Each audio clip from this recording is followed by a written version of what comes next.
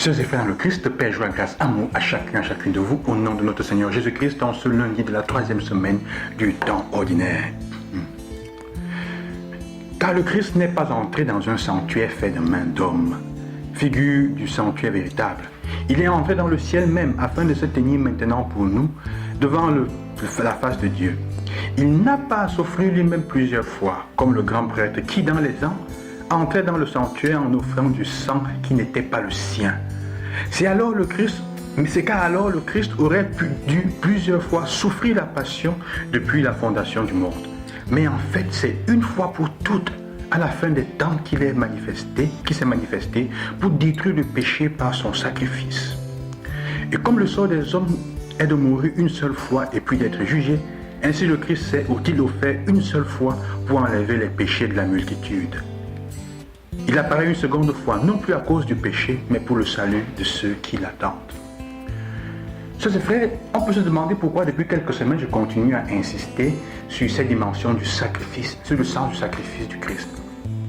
Avec cette partie du livre de la lettre aux Hébreux, c'est parce que le sacrifice du Christ touche fondamentalement le sens profond de l'Eucharistie comme sacrement et comme alliance. Vous comprenez ce que j'ai expliqué il y a quelques jours déjà, et si c'est bien dit, pourquoi est-ce que le sacrifice du Christ perpétuellement nous délivre de tout? Il est offert une fois pour toutes. Il n'a pas répété le même sacrifice chaque année, chaque fois. Mais son sacrifice une fois pour toutes nous a libérés. Il n'a pas besoin de mourir une autre fois. Depuis la fondation du monde, ce qu'il a fait nous a libérés une fois pour toutes. Et c'est dans ce sens qu'on comprend que le sacrifice de Jésus, le sacrifice de l'Eucharistie, est une offrande d'alliance. Vous vous souvenez au début, j'ai dit qu'à partir de ce texte, il disait que l'alliance du Christ est différente de l'alliance imprégnée qui était fondée sur le sang des agneaux. Elle est fondée sur le sang du Christ. C'est pour ça qu'elle est nouvelle et elle est plus grande. Et cette fois, il ne demande même pas, il n'oblige pas une alliance, un retour immédiat. Pourquoi?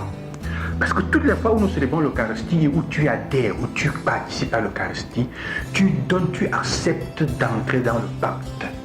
L'alliance du Christ est déjà offerte. Son sang, depuis le début, a déjà obtenu le but. Toutes les fois que tu acceptes de célébrer l'Eucharistie, tu renouvelles ton adhésion à ce pacte et tu te mets chaque fois sous le couvert de la protection, et ce que ce sacrifice du Christ a fait il y a 2000 ans devient palpable et devient actuel pour toi. Mais il faut que tu donnes ton adhésion. Dans célébrer, participant à l'Eucharistie, tu le fasses avec tout ton cœur, avec toute la confiance qui est possible dans ce pacte. Pas que tu acceptes ce pacte et d'ailleurs tu sois encore en train d'accepter une autre. Souvent le sacrifice du Christ ne nous protège pas parce que nous avons les mains et les pieds dans deux chaussures ou dans deux pattes différentes. C'est pour ça qu'il ne peut pas. Tu acceptes le Christ entre guillemets dans tes paroles, tu viens à l'Eucharistie, mais tu ne fais pas confiance et tu pars. Ce sang, ce sacrifice-là, cette alliance-là n'aura pas d'effet dans ta vie. Elle n'a d'effet de libération que pour ceux qui adhèrent d'un seul cœur et complètement adhèrent à ça. C'est ça le sens du sacrifice de la messe de l'Eucharistie. Pour cela, quand on dit l'Eucharistie est le sacrifice des sacrifices, il dépasse le sacrifice de tous les agneaux. Une fois pour toutes, lequel a donné sa vie et son sang. Ce n'est pas le sang de quelqu'un d'autre. Et ce sang-là, ce sacrifice donné d'innocent, vaut plus que tous les autres et a une valeur perpétuelle, éternelle, fondamentale et fantastique.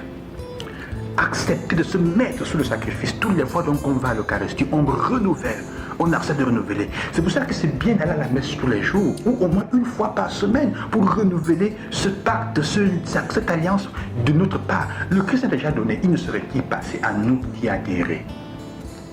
Dans ce sens, la première lecture aussi, l'Évangile nous fait comprendre, quand Jésus parle du péché contre l'Esprit Saint, quand on lui dit, tu défends, tu libères, tu exorcises par le pouvoir de Satan.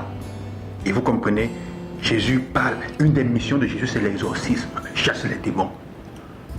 L'Eucharistie nous permet d'être forts contre le mauvais. Et il nous fait comprendre que le malin ne peut pas t'attaquer si tu ne lui donnes pas accès à ta vie. Si tu te mets sous la protection du Christ de façon continuelle et définitive, le malin ne peut pas t'attaquer. Alors quand le Christ parle du péché contre l'Esprit Saint, ce qu'elle fait, c'est quoi? C'est le fait que des gens attribuent à Satan ce qui est de l'Esprit Saint. En fait, il décide de se mettre du côté de Satan, du côté du mal, de croire plus au malin qu'à Dieu. Ils prennent le mal pour le bien et le bien pour le mal. C'est un choix. C'est le choix de mettre tout, de croire plus en Satan et donc d'y adhérer, d'adhérer à sa maison plus qu'en Dieu lui-même. C'est un choix concret. Quelle que soit l'offrande que Dieu peut te faire, quelle que soit l'offrande de miséricorde, de pardon que Dieu peut faire à ce genre de personnes qui ont choisi fondamentalement de se détourner de Dieu, ça ne peut pas avoir d'effet dans leur vie. Le pardon ne peut pas être accepté. Ils ne peuvent pas entrer dans le pardon de Dieu. C'est pour ça que c'est un péché qui n'est pas pardonnable. Parce que le péché contre l'Esprit Saint, contre le fait d'attribuer le bien qui est de l'Esprit de Dieu à Satan et au malin. C'est ça en fait le péché contre l'Esprit Saint. Hein?